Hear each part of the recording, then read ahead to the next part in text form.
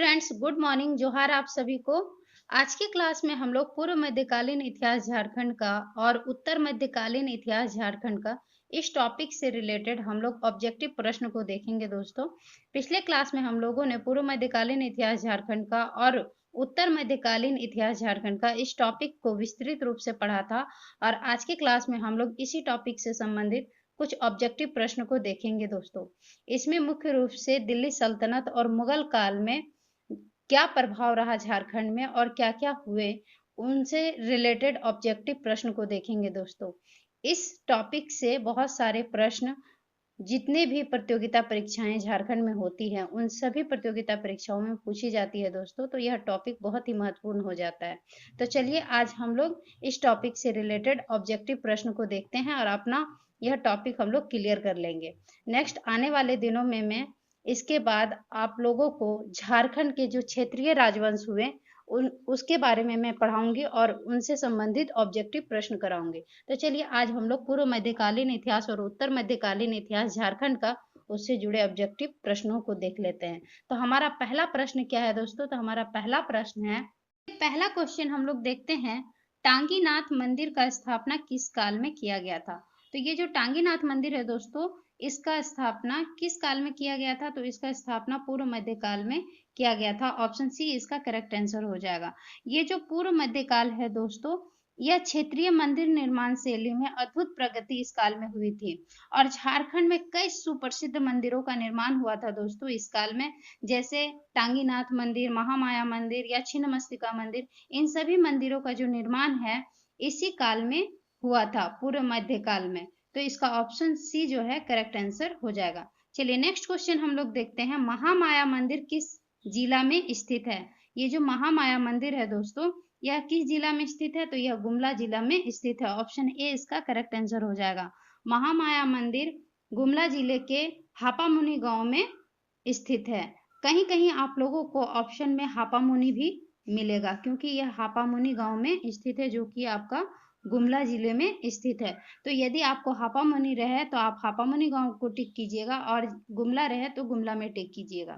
ठीक है। यह जो मंदिर है दोस्तों, महामाया मंदिर, इसका निर्माण जो है नागवंशी राजा गजघंट राय के द्वारा 908 ईस्वी में करवाया गया था दोस्तों। ठीक है। क्वेश्चन हम लोग देखते हैं दोस्तों, इटखोरी में मां भद्रकाली की मूर्ति का निर्माण किस शासकों के काल में करवाया गया? जो इटखोरी, चतरा जिला के इटखोरी में मां भद्रकाली की मंदिर है दोस्तों, वहां पर मां भद्रकाली की मूर्ति का निर्माण किस शासक के काल में करवाया गया? तो इसका सही आंसर होगा पाल शासक के काल में, क्योंकि इटखोरी से बंगाल के पालवंशी राजा महेंद्र पाल के शिलालेख मिले और उसके आधार पर यह माना जाता है कि इटखोरी में मां भद्रकाली की मूर्ति का जो निर्माण करवाया गया वह पाल राजाओं के काल में ही करवाया गया था। इसलिए इसका सही आंसर जो है दोस्तों वो ऑप्शन बी हो जाएगा। चलिए नेक्स्ट क्वेश्चन हम लोग देखते हैं, अलाउद्दीन खिलजी के किस सेनापति ने छोटा नागपुर पर आक्रमण कर नागवंशी राजा वेणुकर्ण को हराया तथा उसे कर देने के लिए मजबूर किया? ये जो अलाउद्दीन खिलजी थे दोस्तों, उनके सेनापति कौन थे जिन्होंने छोटा नागपुर के में आक्रमण किया और नागवंशी राजा, उस समय नागवंशी राजा कौन थे? तो नागवंशी राजा वेणुकर्ण थे, उनको हराकर और कर देने के लिए मजबूर किया। तो अलाउद्दीन खिलजी के सेनापति छज्जू मलिक थे। ऑप्शन ए इसका करेक्ट आंसर हो जाएगा। अलाउद्दीन खिलजी के सेनापति छज्जू मलिक ने छोटा नागपुर में आक्रमण किया और नागवंशी राजा वेणुकर्ण को हराया और उन्हें कर देने के लिए मजबूर किया। चलिए नेक्स्ट क्वेश्चन हम लोग देखते हैं, फिरोज शाह तुगलक ने हजारीबाग के किस क्षेत्र पर आक्रमण कर जीते हुए क्षेत्र को राजधानी बनाया? अब जो फिरोज शाह तुगलक थे दोस्तों, उन्होंने हजारीबाग के किस क्षेत्र पर आक्रमण किया और जीते हुए क्षेत्र को राजधानी बनाया? तो राजधानी जो बनाया था दोस्तों, उसने सतगावा में बनाया था। ऑप्शन डी इसका करेक्ट आंसर हो जाएगा। ठीक है। यह भी क्वेश्चन पूछा जाता है दोस्तों कि फिरोज शाह तुगलक ने झारखंड के किस जिले में आक्रमण किया था? तो हजारीबाग जिले में आक्रमण किया था और वहां पर जीत हासिल कर सतगावा में क्या किया था? उन्होंने राजधानी अपनी बनाई थी। चलिए नेक्स्ट क्वेश्चन हम लोग देखते हैं, उत्तर मध्यकाल में दक्कन उत्तर मध्यकाल में दक्कन भारत के खान देश के राजा इब्राहिम खान द्वितीय ने झारखंड के खिलाफ सैन्य अभियान किया। झारखंड के खिलाफ क्या किया? सैन्य अभियान किया। किसने? इब्राहिम खान द्वितीय ने, जिसे किन नाम से प्रसिद्धि मिली? जो उत्तर मुगल काल था दोस्तों, इस काल में दक्कन भारत के खान देश के राजा इब्राहिम खान द्वितीय ने झारखंड के खिलाफ सैन्य अभियान किया, जिस कारण उन्हें एक नाम की प्रसिद्धि मिली और वह नाम था झारखंडी सुल्तान। तो इसका ऑप्शन बी करेक्ट आंसर हो जाएगा।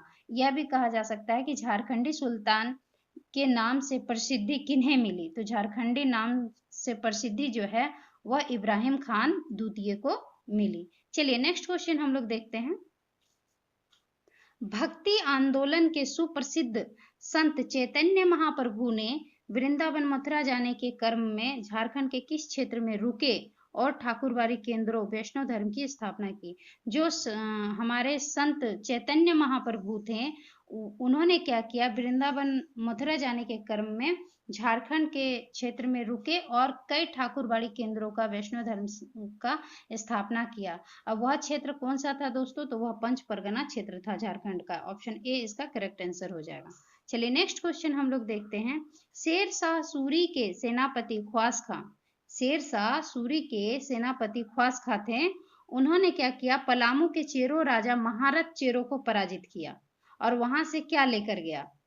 शेर शाह सूरी के जो सेनापति ख्वास खां था, ख्वास खां ने क्या किया? पलामू के चेरो राजा महारथ चेरो को पराजित किया और वहां से क्या लेकर गए? तो वहां से सफेद हाथी लेकर गए। ऑप्शन ए इसका करेक्ट आंसर हो जाएगा। चलिए नेक्स्ट क्वेश्चन हम लोग देखते हैं। शेर शाह अपने बंगाल अभियान के लिए झारखंड के किस मार्ग का प्रयोग करता था? शेर शाह बंगाल में जब भी अभियान करने के लिए जाते थे तो वह झारखंड के मार्ग से होकर जाते थे।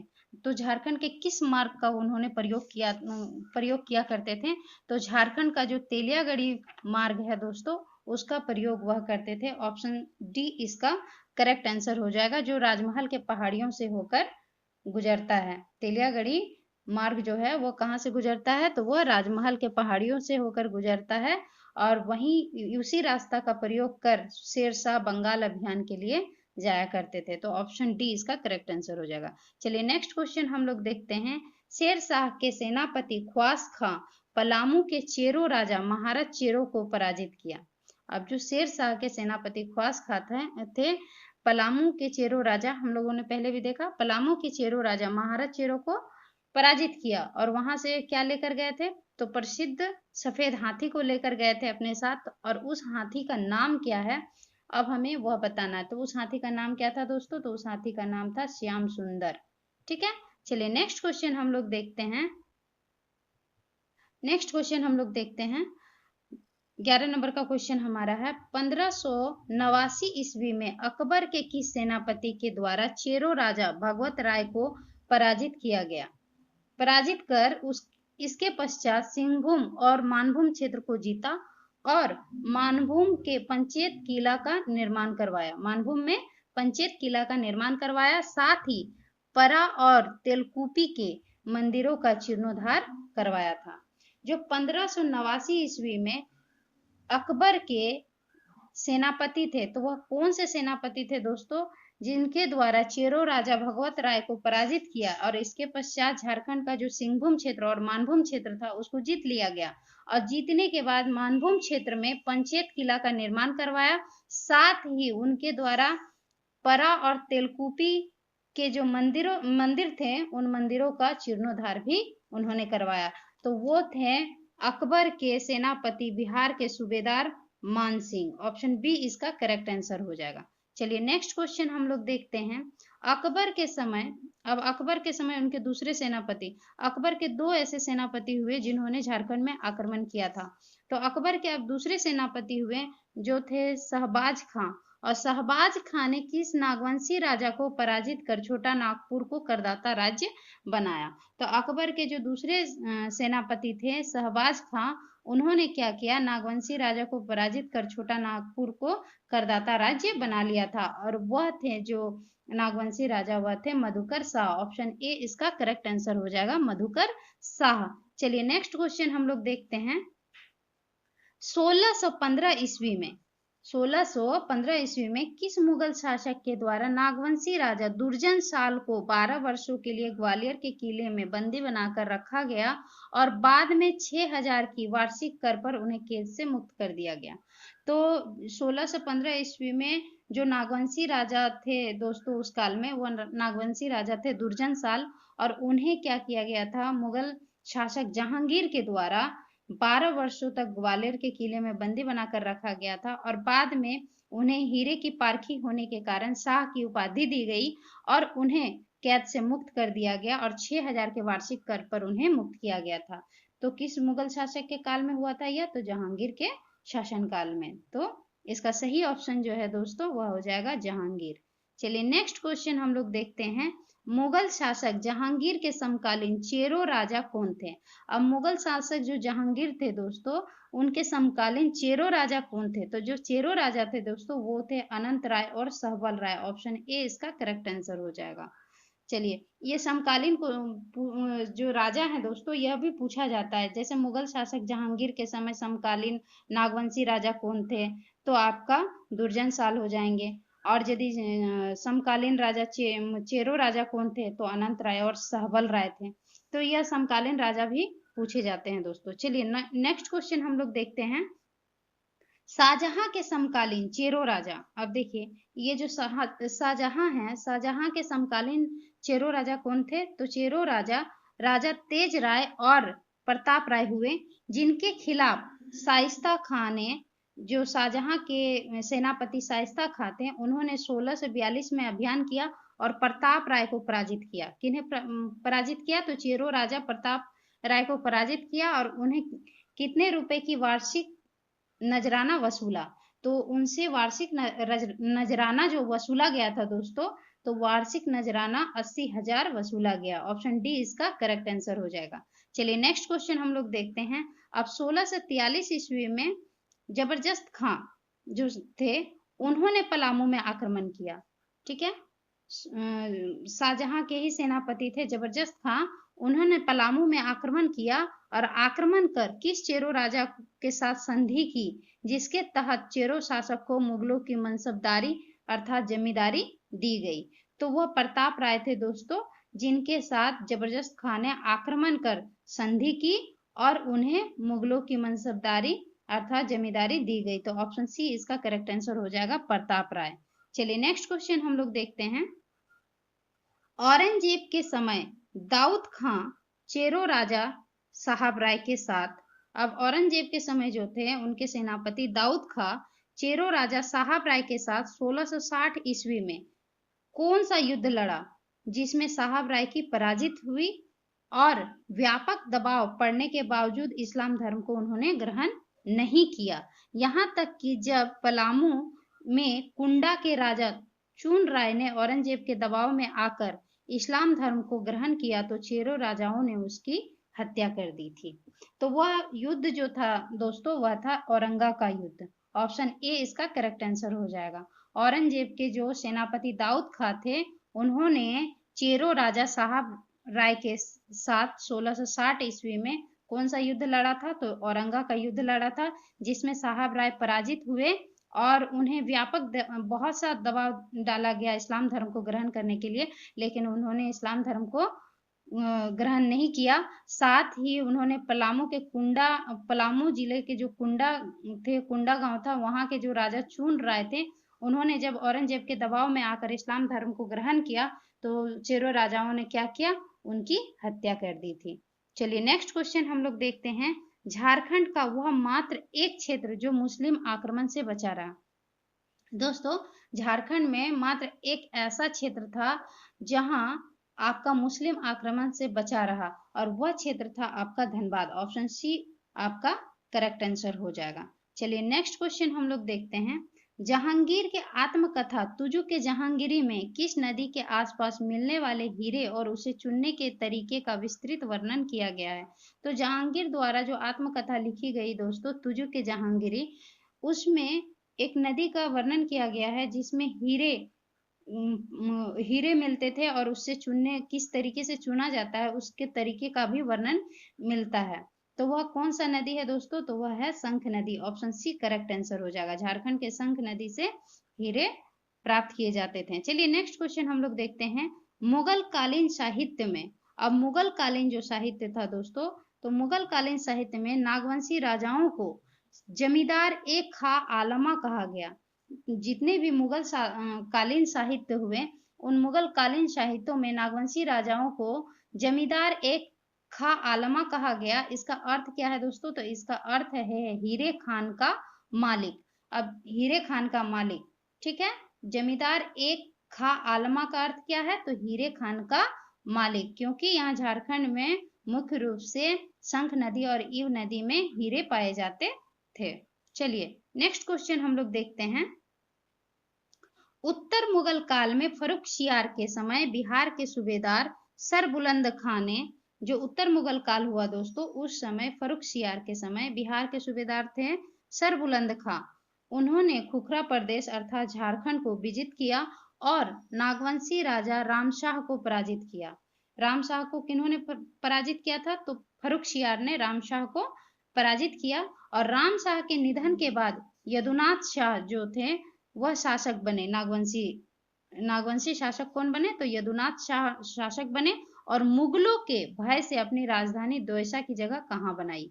क्वेश्चन है कि उन्होंने अपनी जो राजधानी है वो द्वैसा को हटाकर अपनी राजधानी द्वैसा से बदलकर कहाँ की? तो उन्होंने अपनी राजधानी पालकोट बनाई। ठीक है। चलिए नेक्स्ट क्वेश्चन हम लोग देखते हैं।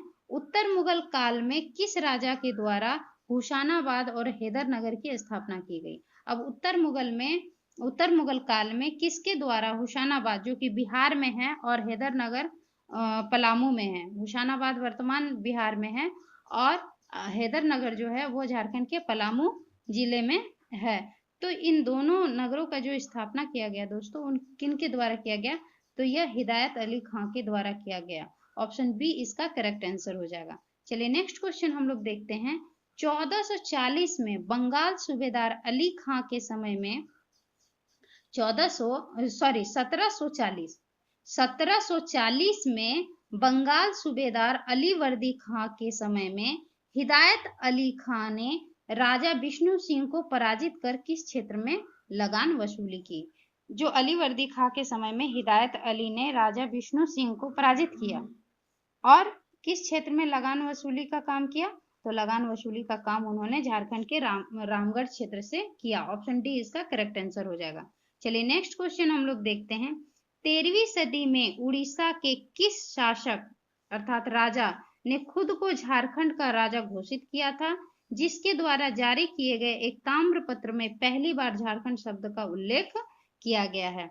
तो यह जो है दोस्तों, जो ताम्रपत्र जारी किया गया था वह नरसिंह देव द्वितीय के द्वारा जारी किया गया था। ऑप्शन सी इसका करेक्ट आंसर हो जाएगा। नरसिंह देव द्वितीय के द्वारा यह ताम्रपत्र जारी किया गया था, जिसमें झारखंड शब्द का उल्लेख सबसे पहले मिलता है।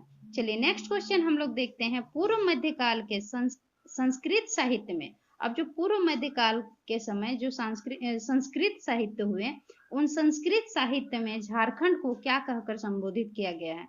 तो संस्कृत साहित्य में, पूर्व मध्यकालीन संस्कृत साहित्य में झारखंड को कलिंग देश कह के संबोधित किया गया है। ऑप्शन ए इसका करेक्ट आंसर हो जाएगा, कलिंग देश।